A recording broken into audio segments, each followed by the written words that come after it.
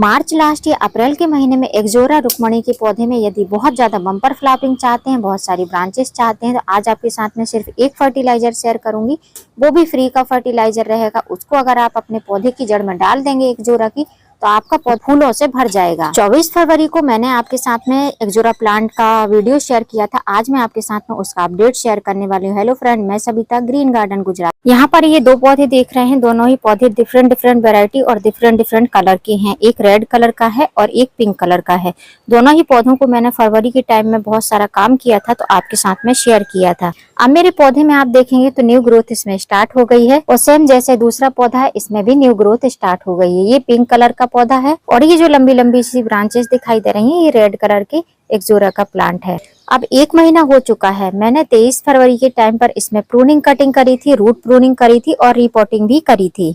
तब से मैंने इनमें कोई भी काम नहीं किया है, कोई भी खाद वगैरह नहीं दी है। अभी आप देख सकते हैं इसमें न्यू ग्रोथ स्टार्ट ही हो रही है। लेट ग्रोथ स्टार्ट होने का एक रीजन है क्योंकि मैंने इसकी रूट प्रूनिंग भी कर दी थी, ब्रांच प्रूनिंग भी कर दी थी। यदि आपने भी ऐसा ही किया है तो थोड़े लेट ही इसमें ग्रोथ हो पाएगी। और यदि आपने रिपोर्टिंग करी है, प्रूनिंग नहीं करी है और आप चाहते हैं प्रूनिंग करना, तो अभी भी टाइम है, आप इसकी प्रूनिंग कटिंग कर सकते हैं। या फिर रिपोर्टिंग करना ही नहीं चाहते हैं, खाली प्रूनिंग करना चाहते हैं, लंबी लंबी सी ब्रांचेस हैं, तब भी आप एक्जोरा के पौधे की प्रूनिंग कटिंग कर सकते हैं। अब मेरे गमले की मिट्टी में बहुत सारी घास हो गई थी, काफी सारी घास तो मैंने हटा दी है। अभी ये छोटी छोटी और बाकी है, इसको भी हम हटा लेंगे। जब भी हमको किसी भी पौधे में खाद वगैरह देना रहता है तो इसकी घास को हमको हटा देना चाहिए। वैसे तो गर्मी के टाइम पे ये जो घास रहती है ये मॉइस्चर ऐड करती हैं, साथों साथ ही हमारे पौधे में जितना भी पोषक तत्व रहता है वो भी खींच लेती हैं। तो यदि आप चाहते हैं रखना तो रख सकते हैं, एक्स्ट्रा फर्टिलाइजर आपको देना पड़ेगा। मैं घास वगैरह नहीं रखती हूँ क्योंकि ये एकदम जड़ पकड़ लेती हैं और नीचे मिट्टी की एकदम नीचे सरफेस तक चले जाती हैं गमले में, और पौधे की ग्रोथ एकदम से रुक जाती है। तो पहले घास पूरी हटा देती हूँ, फिर आपको मैं दिखाती हूँ। अभी आप देख सकते हैं दोनों ही गमले की मिट्टी को मैंने क्लीन कर लिया है। जितनी भी घास वगैरह उगी थी वो सब सारी साफ कर दी है। गमले में जितनी भी घास वगैरह जर्मिनेट हुई थी वो सारी घास हटाने के बाद में अब हमको गमले की मिट्टी की गुड़ाई करनी है। गुड़ाई करने के पहले आपको हमेशा याद रखना है कि 1 दिन पहले पानी डालना बंद कर देना है। मॉइस्चर नीचे होना चाहिए, ऊपर के साइड में मिट्टी आपकी सूखी होनी चाहिए।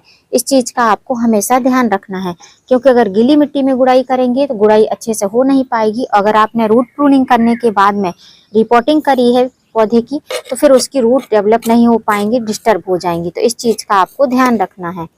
और दूसरी बात, यदि आपने रिपोर्टिंग नहीं की है, खाली प्रूनिंग कटिंग करी है, उसके बाद भी अगर आपके पौधे में ग्रोथ नहीं हो रही है, तो जो मैंने रिपोर्टिंग के टाइम में फर्टिलाइजर दिए थे वो फर्टिलाइजर आप यूज कर सकते हैं। आप देख सकते हैं उस वीडियो को, मैंने कौन सा खाद दिया था।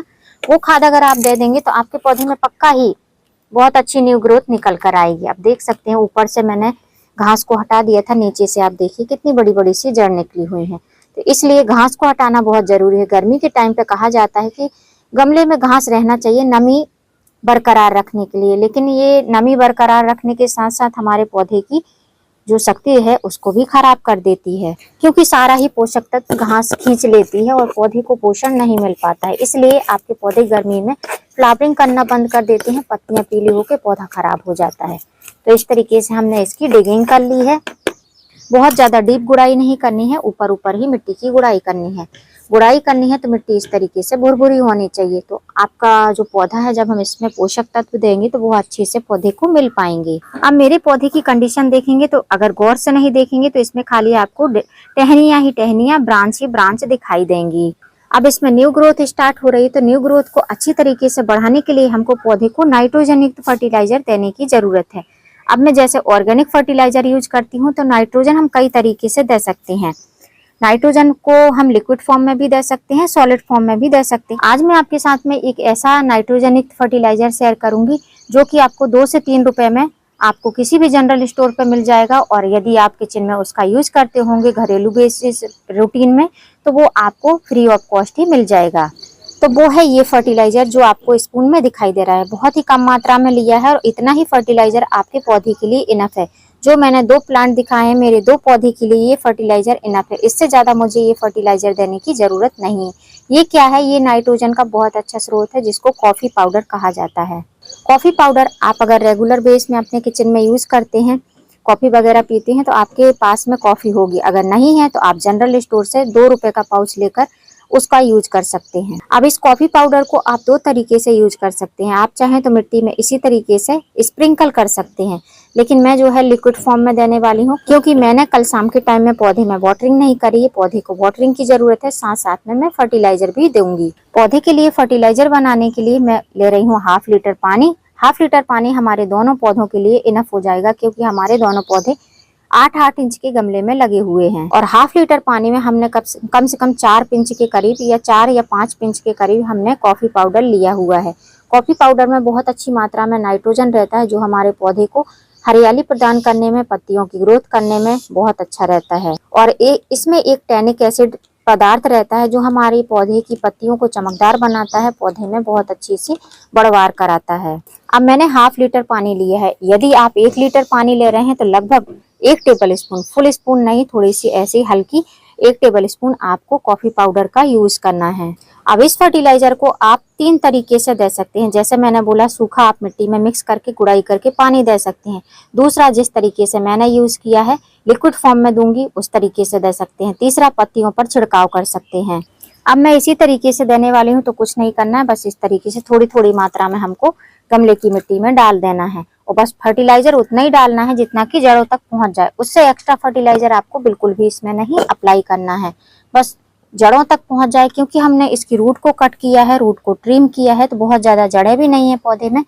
जड़ के अलावा नीचे रूटिंग सिस्टम से, मतलब ड्रेनेज होल से ये फर्टिलाइजर निकलना नहीं चाहिए। बस इतनी चीज का आपको ध्यान रखना है। अब जो मैंने ये फर्टिलाइजर दिया है, ये आपको किस टाइम पर देना है, तो या तो आप अर्ली मॉर्निंग दे दीजिए। अभी 7:30 बज रहे हैं सुबह की, और देख सकते हैं धूप काफी तेज हो गई है। अब ये फर्टिलाइजर देने के बाद मैं इन पौधों को थोड़ी सी शेड वाली जगह पर रख दूंगी। जैसे कि आप वहां पर देख रहे हैं, वहां पर दीवार की छाया भी रहती है और पौधों की छाया भी रहती है, तो वहां पर मैं पौधों को रख दूंगी। तो पौधे की मिट्टी में फर्टिलाइजर अच्छे से मिक्स हो जाएगा। फिर जब दोपहर तक धूप आएगी तो कोई प्रॉब्लम नहीं होगी। अब यदि ये जो फर्टिलाइजर मैंने दिया है, अगर आप इसको पत्तियों पर स्प्रे करते हैं, तो आपको अर्ली मॉर्निंग 6 बजे के बाद और 7:30 के पहले, मतलब धूप होने के पहले ही डाल देना है।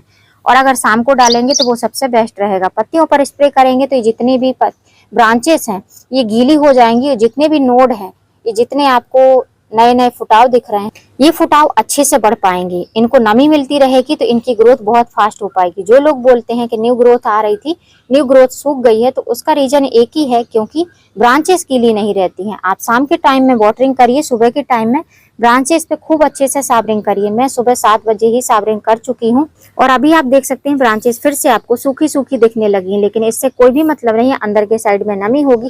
जो ऊपर की इसकी स्किन है ये आपको सूखी दिख रही है, लेकिन अंदर आराम से जो है पौधे ने नमी को खींच लिया है। और एक्जोरा की जो ब्रांच रहती है काफी ज्यादा बूढ़ी स्टेम, मतलब लकड़ी नुमा रहती है, जिसके कारण से इनमें न्यू ग्रोथ लेने में काफी ज्यादा टाइम लगता है। मेरे पौधे में न्यू ग्रोथ आने में 1 महीने का वक्त लग गया। वैसे तो 20 दिन बाद ही इनमें न्यू ग्रोथ दिखने लगी थी, लेकिन जब तक विजिबल नहीं हो जाए तब तक मैंने आपके साथ में अपडेट शेयर नहीं किया। और इसके बाद में आपको पौधे को ओपन सनलाइट में रखना है। एक्जोरा के पौधे को ओपन सनलाइट बहुत ज्यादा पसंद रहती है। और यदि आपके पास में हाइब्रिड वैरायटी का एक्जोरा है जो कि विंटर में बहुत अच्छे से ब्लूम करता है, उसको आपको ऐसी जगह रखना है जहां दोपहर की धूप से बचाया जा सके। और इस टाइम पर अगर नया एक्जोरा का पौधा आप अपने गार्डन में ऐड कर रहे हैं, तो आप देसी वैरायटी का ला सकते हैं या मीडियम वैरायटी का एक्जोरा ला सकते हैं।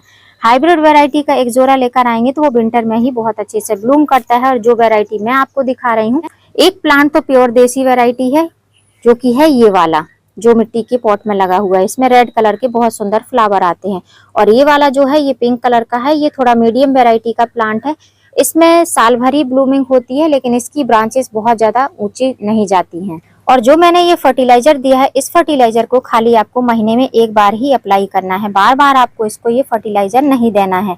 यदि आप इसके बाद भी ग्रोथ होने के बाद में आप चाहते हैं कि आप अपने पौधे में कुछ और पोषक तत्व दें, तो आप कुछ और पोषक तत्व माइक्रो न्यूट्रिएंट सीविड का स्प्रे कर सकते हैं या मिट्टी में डाल सकते हैं। अब जो मैंने फर्टिलाइजर दिया है, इसके बाद में जो मैंने इसमें लिक्विड फर्टिलाइजर के साथ में पानी मिक्स करके दिया है, ये पानी देने के बाद में शाम के टाइम में मैं इसमें फिर से वाटरिंग करूंगी, क्योंकि मैंने फर्टिलाइजर उतना ही दिया है जितना पौधे की मिट्टी में समा जाए। लेकिन इसका मतलब ये नहीं है कि मिट्टी में हम डेली डेली इतने वाटरिंग करेंगे कि मिट्टी एकदम चिपचिपी और गीली बनी रहे। अगर ऐसा रहेगा तो नीचे से रूट भी गल जाएंगी और न्यू ग्रोथ जो आ रही है वो एकदम खराब हो जाएगी, पीली होकर सूख जाएगी। तो इस चीज का आपको ध्यान रखना है, ओवर वाटरिंग नहीं करना है और पौधे को ओपन सनलाइट में ही रखना है, जिससे कि दिन भर में पौधे की मिट्टी सूखने लगे और शाम को फिर आप वाटरिंग कर देंगे तो रात भर में बहुत अच्छा मॉइस्चर रहेगा। सुबह के टाइम में फिर से पौधे बहुत अच्छे से फ्रेश रहेंगे और दोपहर की धूप सहन करने की उनको क्षमता मिलती रहेगी। उम्मीद करती हूँ फ्रेंड वीडियो हेल्पफुल रहा होगा। वीडियो यदि अच्छा लगा हो तो वीडियो को लाइक करना, चैनल पे न्यू हो तो चैनल को सब्सक्राइब करना बेल आइकन के साथ। फिर मिलूंगी किसी नई वीडियो में नए टॉपिक के साथ। और यदि आपने अभी तक एक्जोरा के पौधे में प्रूनिंग कटिंग नहीं करी है तो अभी भी लास्ट में मार्च के लास्ट में आप ये काम कर सकते हैं और पौधे को अपने हेल्दी बना सकते हैं और बहुत सारी ब्रांचेस पा सकते हैं। तो जल्दी से अपने पौधे में ये काम कर लीजिए। Happy gardening.